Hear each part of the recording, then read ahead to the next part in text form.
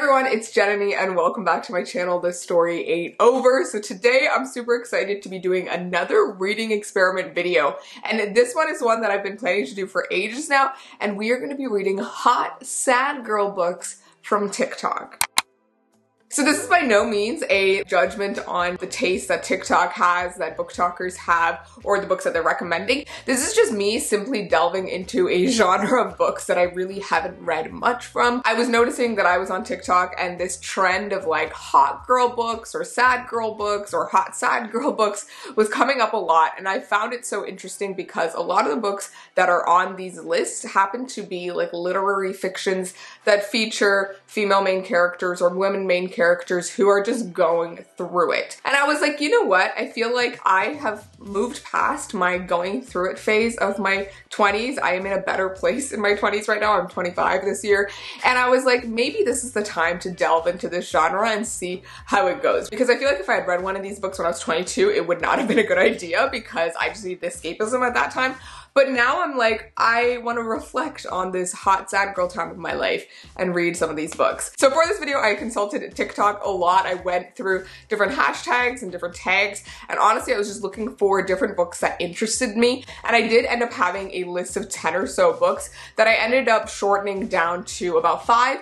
And then I shortened even further to just 3 books because I decided with this video that I wouldn't just read hot girl books by white women. I wanted to read books by people of color, by women of color. Okay, I've said this elsewhere before and I'm gonna say it again, but if you are making a hot girl summer reading list and there's absolutely no black books on your recommendation list, I think you have bad taste. I think you should go back to the drawing board. I really think that it's so weird and wild and fucked up that all of these hot girl reading lists, hot girl summer reading lists, they don't have black books on them, but hot girl summer is a term coined by a black woman.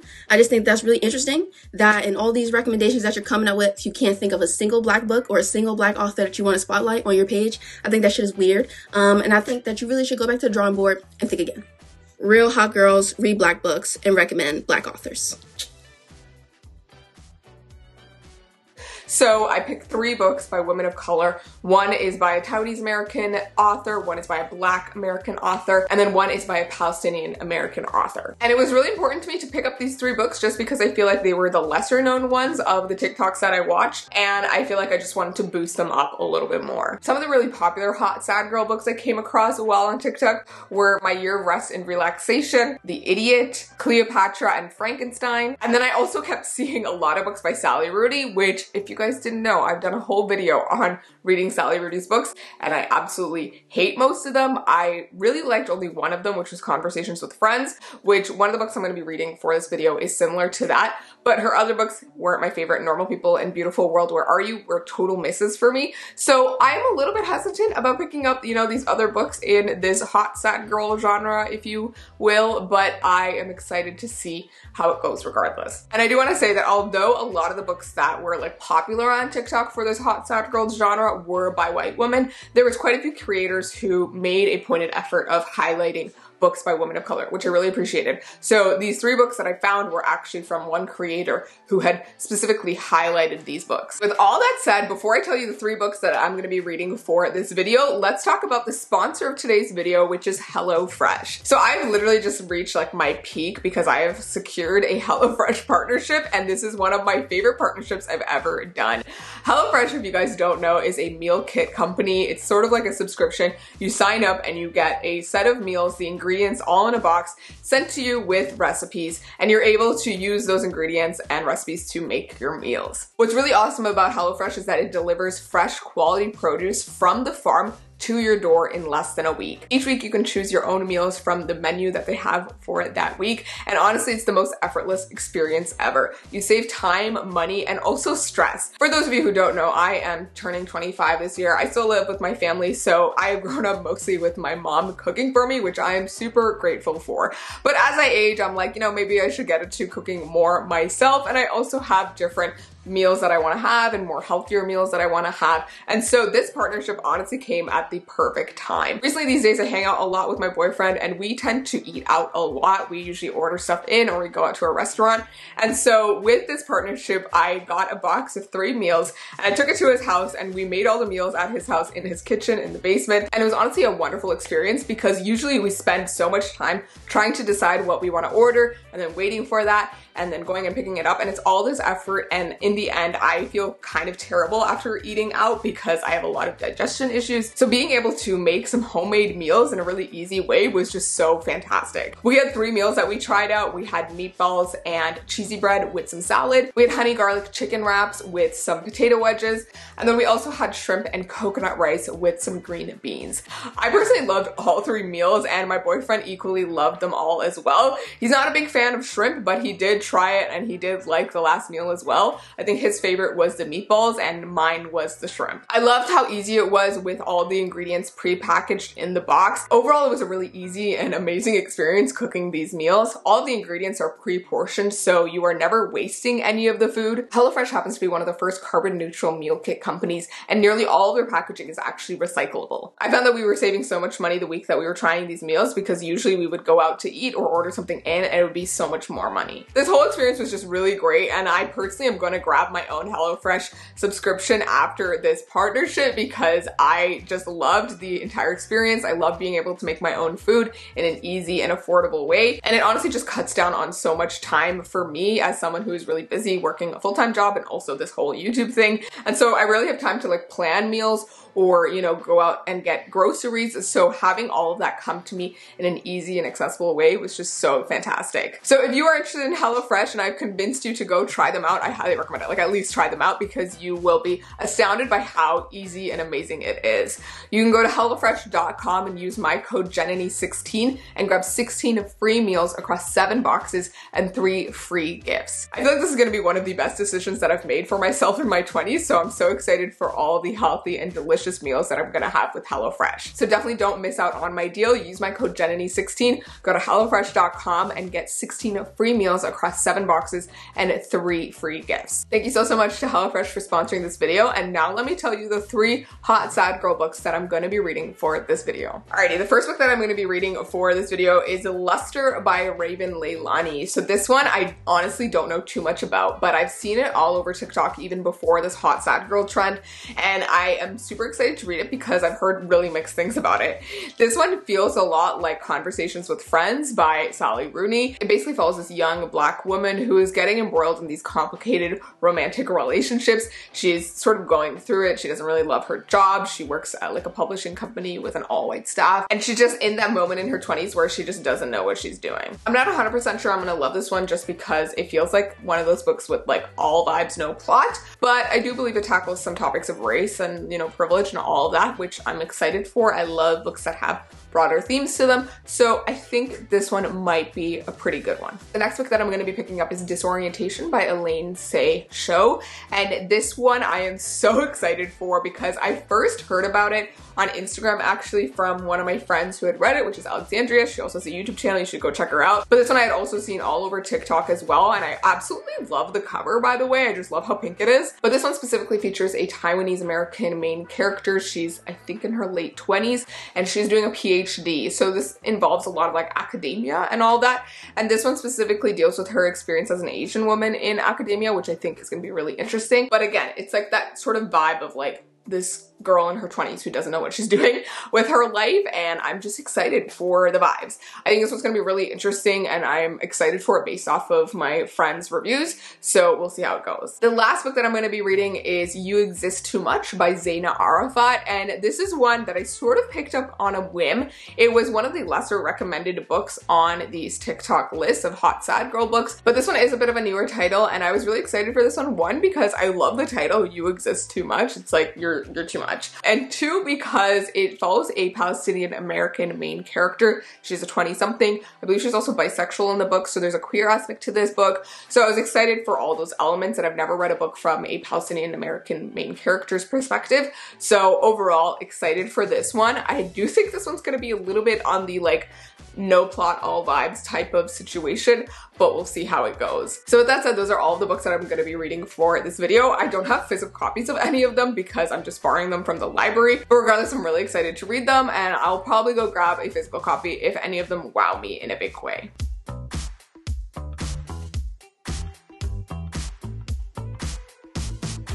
Alrighty, I have just finished reading Luster by Raven Leilani, and I have thoughts to share with all of you. So this one I would probably rate a 4 stars. I feel pretty confident in that rating because I honestly expected this one to be more of like a 3-star read, but it actually impressed me in a lot of ways. As I predicted at the beginning of this video, this one did have a bit of that no plot, all vibe feel to it, but I do feel like there was enough of a plot that I was like hooked and I wanted to know more.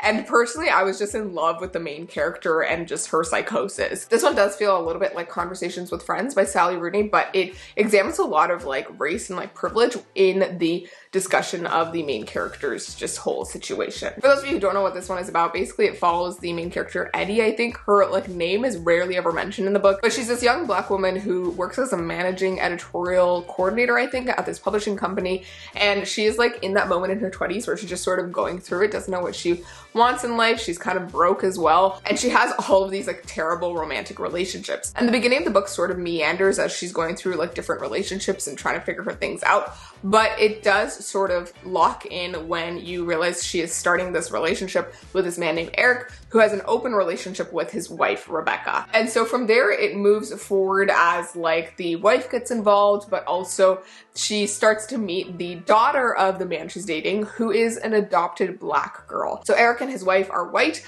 but they've adopted this young Black girl named Akila.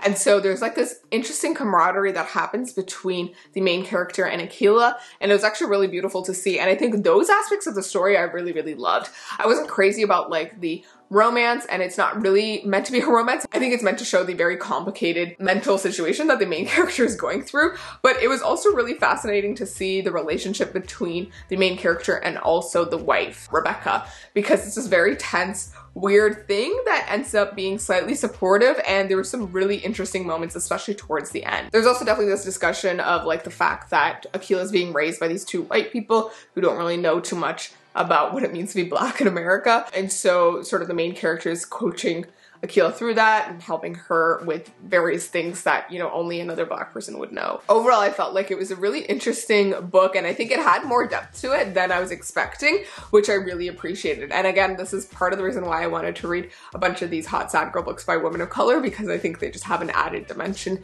and an experience that is like relatable also. Another thing I found interesting about this book was that it really talks about millennials as a generation. There's this throwaway comment that the wife Rebecca makes. It's during the situation where the main character and Eric are like going at it, and then he like is like feeling something in his heart and he needs to go to the hospital or whatever, and so Rebecca has to come and like help them take him to the hospital, and then the main character is like, oh, this isn't my fault, like I didn't do anything, and then Rebecca is basically like, yeah, that's the slogan of your generation, that it's not my fault, which I found an interesting like take and commentary on like millennials and like the way that other older generations view them as well. So I found it really fascinating, and I feel like a lot of these hot sad girl books also feature like these millennial protagonists who are just going through it, and they are in this like weird generational space. And I think the main character in Luster also talks about this. She was talking about how her parents and like her grandparents and stuff, they've gone through way more than she has as like Black people in America, whereas like her biggest problem is that she's like kind of broken, she doesn't like her job, and you know, she is having terrible romantic relationships, but on surface level, like the difficulties of her life aren't as bad as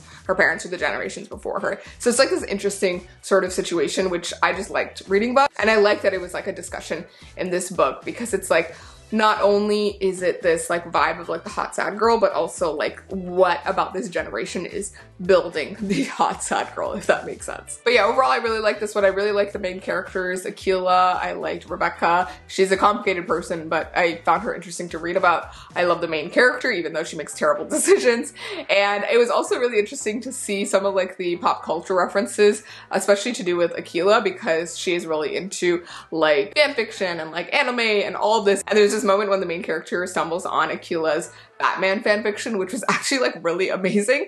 And then there's like this other part where she's like watching Attack on Titan, I'm pretty sure, like the way that the character was describing it, it sounded like Attack on Titan. And then there's like also this part where they're like creating a Halloween costume for her and she wanted to be like this fantasy character. And it was all just like a lot of fun. It was like nerdy in a way that I loved. So yeah, overall I just like enjoyed those little crumbs as well across the book. This one did have a bit of an underwhelming ending to it, but I think that's like part of the vibe of this book. It's meant to be a bit subdued and kind of underwhelming in a sense, but I really enjoyed it overall. And I'm quite glad I picked this one up, especially because I've been eyeing it for so long. I would definitely be interested to read more books like this and more like hot sad girl books by Black women. But yeah, if you guys have any recommendations, let me know. If you read Luster, let me know what you thought of it. I think I've seen a lot of like mixed opinions on the internet, but I feel like a lot of the negative reviews I've seen have been by like non-POC reviewers, which I find interesting. So yeah, let me know what you thought of it, and let's get into the next book, which is Disorientation.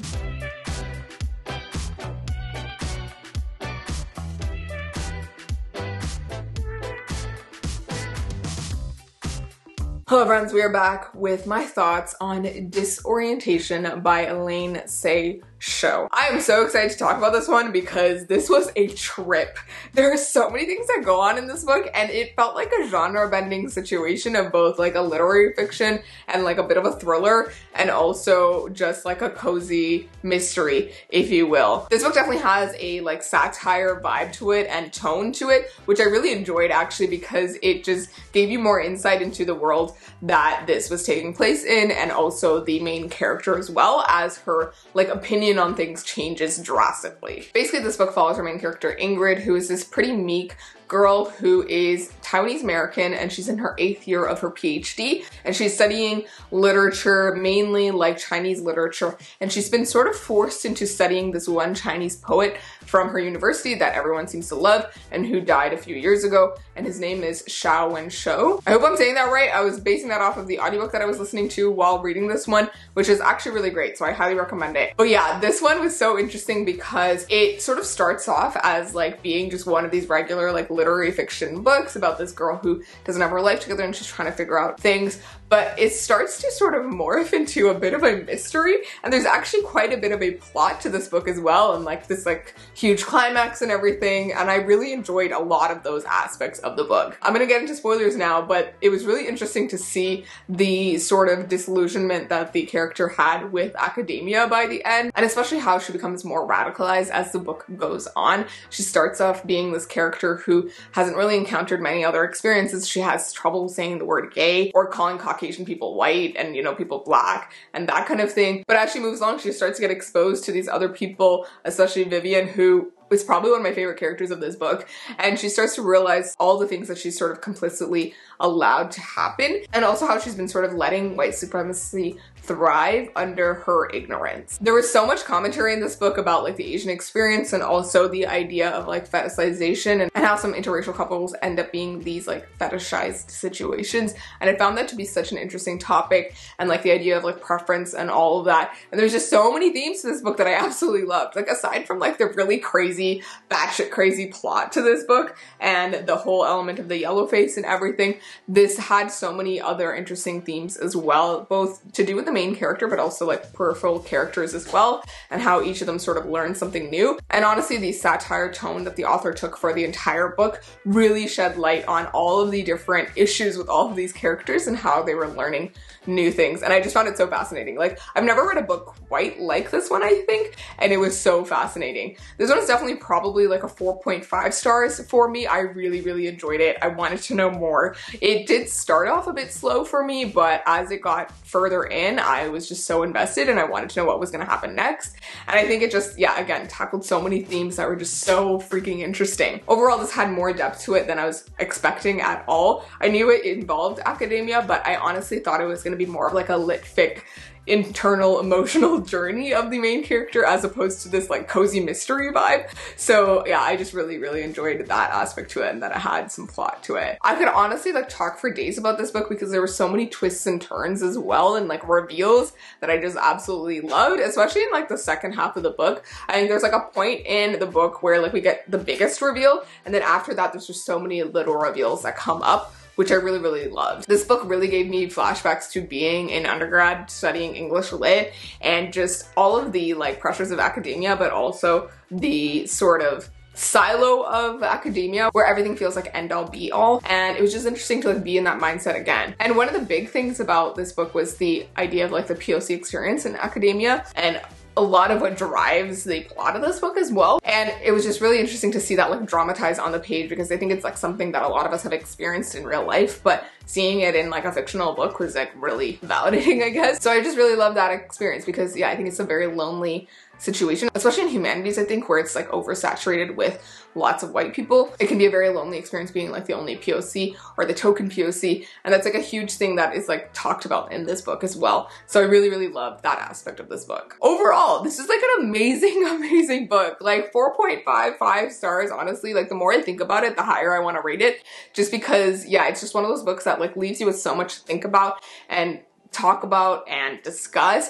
And honestly, I want more people to read this book because it was just so freaking fantastic. But if you are the type of person who likes more plot in your like literary fiction, this is definitely one to pick up. If you're interested in the idea of like academia and all of that, definitely go pick it up. I'm kind of tempted to put this one on my favorites list for the year, but we'll see. I've read a lot of great books this year and narrowing it down is going to be difficult.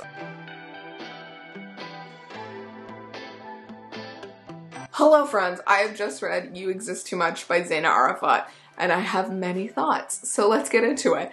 This one I think was my least favorite out of the 3 books that I've read for this video. Not because this one is bad, but I just didn't love the format of it, but otherwise I really enjoyed all the other aspects of the book. Basically, this book follows our main character who's this 20-something Palestinian American girl, and she has this really complicated relationship with her mother. And that relationship with her mother is what informs like most of the book. I literally made a note while I was reading, which just says the whole book is just her really bad romantic adventures and her very complicated relationship with her mother, which informs every part of her life. That entire statement sums up what happens in this book. This one definitely is more of a like all vibes, no plot book, which tend to not be my favorite books, but I did really like the themes that this book talked about and examined throughout. It both not only goes through the like mental psyche of the main character and how she comes to terms with her relationship with her mother and how she starts to find better relationships, but it also talks about her relationship with the world around her as a Palestinian American girl. I think that was a really interesting aspect of this book, and which was part of the reason why I wanted to pick up this book. And I just love the scenes that were interspersed throughout the book about her experience as being Palestinian. Aside from that though, this entire book is about the main character just like ending up in different relationships with people who are terrible for her. She is also a DJ. She is also a character who is not the most like morally upright person. She's very morally gray. She does a lot of cheating and other things. And although she has a lot of emotions and cares for a lot of people, she has issues with sort of being faithful and also, you know, not letting a healthy relationship scare her. So in the book, actually, the main character has something called love addiction, which I found so fascinating. But she goes to therapy with these other people who also have other addictions. And it was really interesting seeing the interactions with them as well, but also just like the way that this main character was just so unhinged. But she's definitely a character that like I both loved and hated. Like, she made some really terrible decisions, but she was also like very endearing. And one thing about her love addiction that she does is that she tends to have crushes on these like very unattainable people, and it just like ruins her life and her other actual relationships. Another aspect of this book is that it's very queer. The main character is bisexual, but she ends up in a lot of relationships with women mainly, but she gets hurt by all the people that she is in relationships with, and she in turn hurts them. So she's not necessarily like a traditionally good or nice character, but she is trying her best, and she just makes a lot of mistakes along the way. Yeah, overall I think what I loved about this book was just like the very intense look into this main character's mental state and her relationship with her mother and how that informed the rest of her life, and also like the aspects of her Palestinian heritage that like affect the way she moves through the world. I loved all those aspects. I think what I just didn't love was like the endless parade of people that she like sleeps with and has relationships with, and it just started to get like confusing at one point where like she was in a relationship with one person, then we'd flash back to like another relationship that she was in, and they all just got sort of muddled in my head. I started to sort it out by the end, but still it got confusing. But I think even that was like a function of showing the main character's like very complicated situation and how ridiculous she was being with her romantic relationships. And this brings me to like probably my favorite part of the book and like aspect of the book, which is her relationship with her mother. And the entire book actually starts with this first chapter where the main character is trying to introduce her girlfriend to her mother, and she knows her mother's gonna like freak out in some way. Her mother has an idea that the main character is queer in some way, but she doesn't love the idea of her being with a woman and wants her to be with a man, basically. So she tells her about the girlfriend, her mother freaks out, leaves the restaurant, and sort of says some terrible things. And one of the things that she says is that you exist too much, which is the title of the book, and which I just love as a phrase, but also as this thing that the main character has been told. You know, she is someone who feels a lot and has a lot of emotions, and that is part of her problem, I guess. And I think it's just like this condition of also being in your 20s where like